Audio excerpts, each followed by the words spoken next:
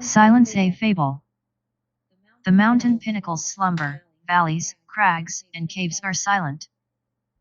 Listen to me, said the demon as he placed his hand upon my head.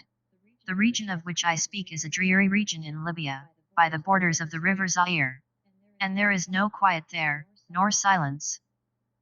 The waters of the river have a saffron and sickly hue, and they flow not onwards to the sea, but palpitate forever and forever beneath the red eye of the sun with a tumultuous and convulsive motion. For many miles on either side of the river's oozy bed is a pale desert of gigantic water lilies. They sigh one unto the other in that solitude, and stretch towards the heaven their long and ghastly necks, and nod to and fro their everlasting heads.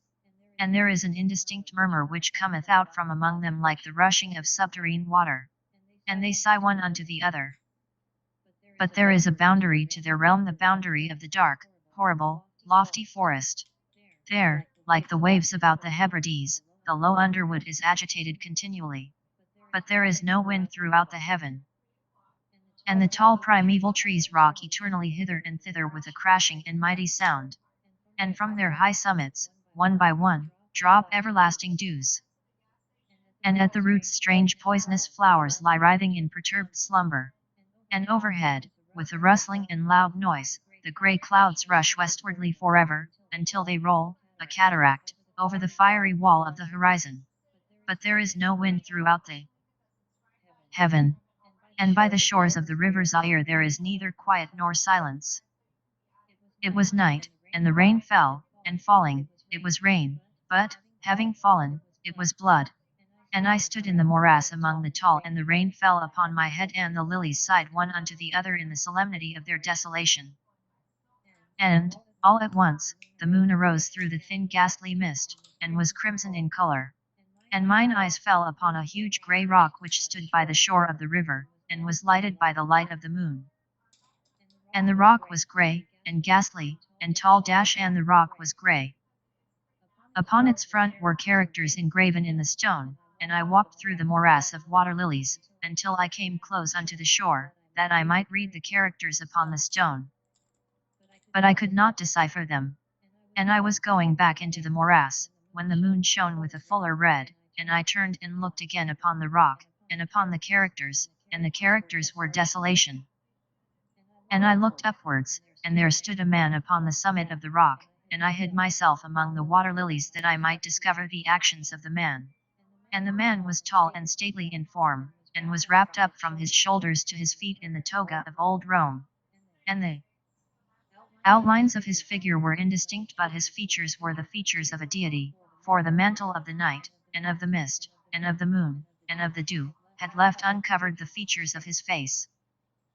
And his brow was lofty with thought, and his eye wild with care, and, in the few furrows upon his cheek I read the fables of sorrow, and weariness, and disgust with mankind, and a longing after solitude. And the man sat upon the rock, and leaned his head upon his hand, and looked out upon the desolation.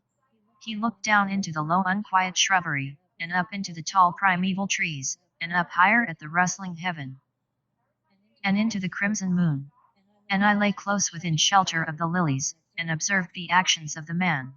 And the man trembled in the solitude, but the night waned, and he sat upon the rock.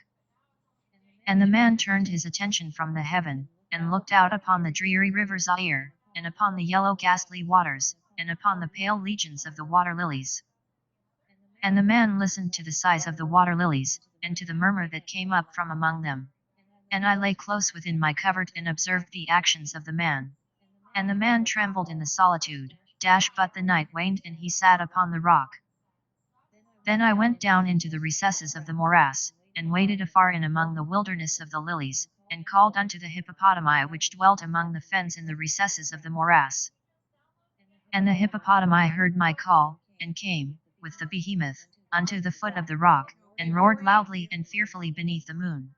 And I lay close within my covert, and observed the actions of the man. And the man trembled in the solitude, but the night waned, and he sat upon the rock. Then I cursed the elements with the curse of tumult, and a frightful tempest gathered in the heaven where, before, there had been no wind. And the heaven became livid with the violence of the tempest, and the rain beat upon the head of the man, and the floods of the river came down, and the river was tormented into foam, and the water lilies shrieked within their beds, and the forest crumbled before the wind, and the thunder rolled, and the lightning fell, and the rock rocked to its foundation. And I lay close within my covert, and observed the actions of the man. And the man trembled in the solitude, but the night waned, and he sat upon the rock. Then I grew angry and cursed, with the curse of silence, the river, and the lilies, and the wind, and the forest, and the heaven, and the thunder, and the size of the water lilies. And they became accursed, and were still. And the moon ceased to totter up its pathway to heaven, and the thunder died away, and the lightning did not flash, and the clouds hung motionless, and the waters sunk to their level and remained, and the trees ceased to rock, and the water lilies sighed no more, and the murmur was heard no longer from among them, nor any shadow of sound throughout the vast illimitable desert. And I looked upon the characters of the rock, and they were changed, and the characters were silence. And mine eyes fell upon the countenance of the man, and his countenance was wan with terror. And, hurriedly, he raised his head from his hand, and stood forth upon the rock and listened. But there was no voice throughout the vast illimitable desert, and the characters upon the rock were silence. And the man shuddered, and turned his face away, and fled afar off, in haste, so that I beheld him no more. Now there are fine tales in the volumes of the Magi, in the iron-bound, melancholy volumes of the Magi. Therein, I say, are glorious histories of the heaven, and of the earth, and of the mighty sea, and of the genii that overruled the sea, and the earth, and the lofty heaven.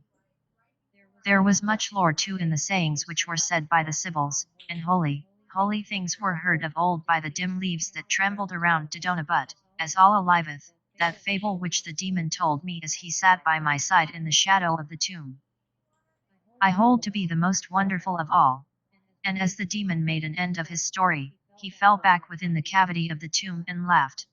And I could not laugh with the demon, and he cursed me because I could not laugh. And the lynx which dwelleth forever in the tomb came out therefrom, and lay down at the feet of the demon, and looked at him steadily in the face.